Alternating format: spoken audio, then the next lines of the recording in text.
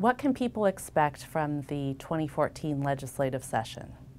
Well, in this session, just like any session, you can expect just about anything. We thought it was going to be a pretty simple session this year. The revenues had come in fairly close to what had been predicted. Not a lot of changes in the caseload, so we thought that it was going to be an opportunity for a true supplemental budget, which is where we make some minor adjustments. Of course, the Supreme Court came out with a ruling just a couple of days before the session started, saying they want us to add more money into education. So that certainly changes the dynamics of things, and things like that can happen at any time during session. A bill that seems like it's going to go sailing through can suddenly come to an abrupt stop. A bill that everybody thinks is dead can suddenly come to life and take off. So don't blink, because you never know what you might miss in a legislative session. You have a bill to extend the Boeing tax incentives to helicopter manufacturers. Can you talk about how that would benefit the people of the 20th District?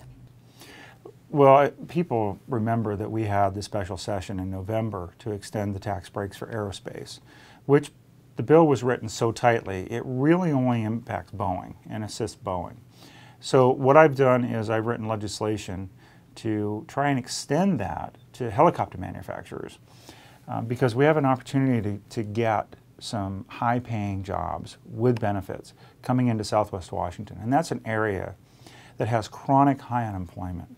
And this is an opportunity to start turning that around, helping that area diversify its economy, and bringing jobs in there. And when you bring jobs in, you bring a company in, you're not only creating those jobs, but you're creating a greater tax base. It helps the state budget, it helps the local government budgets, whether it be the city, the county, school districts, fire districts, all benefit, and so do the taxpayers, because some of the strain of providing all those services now gets transferred over to the new employer. It's incredible the amount of money that employers pay in taxes, and help provide government services that way, rather than raising people's tax rates. This is the way to improve revenues at all levels of government. Plus, you improve revenues for people's personal budgets. It's a win-win situation. As the ranking member on the House Transportation Committee, can you give us a perspective on cost overruns that the State Department of Transportation has had on two big mega projects in the Seattle area? I'm very concerned about what's been happening with DOT and some of their bigger projects. The mistake in the designs on the 520 pontoons has now put that project over budget. They had a $250 million contingency. They've blown through it and are asking for another $170 million on top of that. So the cost overruns are way out of line. You start with a contingency that's almost 10%. Most contingencies really shouldn't need to be more than 5%. They start with 10% and then they exceed that. So we're really getting into cost overruns more on the magnitude of about 15%.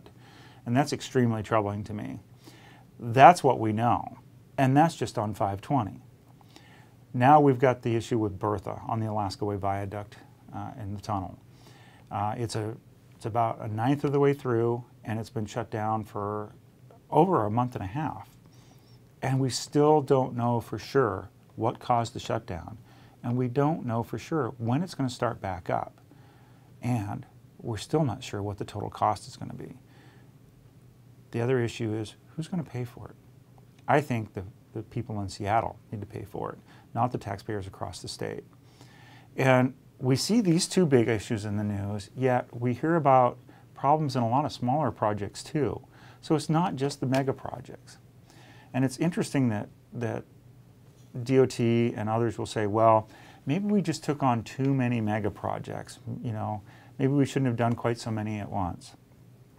And yet, the talks on a transportation tax package included 3 new mega projects. Finishing the other end of 520 would be a new mega project in and of itself.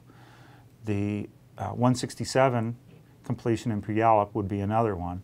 And then the north-south freeway in Spokane would be another mega project. So DOT is having trouble managing 2 mega projects, yet they're pushing for a tax package which would add 3 more, so we'd have a total of 5 mega projects going on. So I guess the message is, if we can't handle 2, give us more.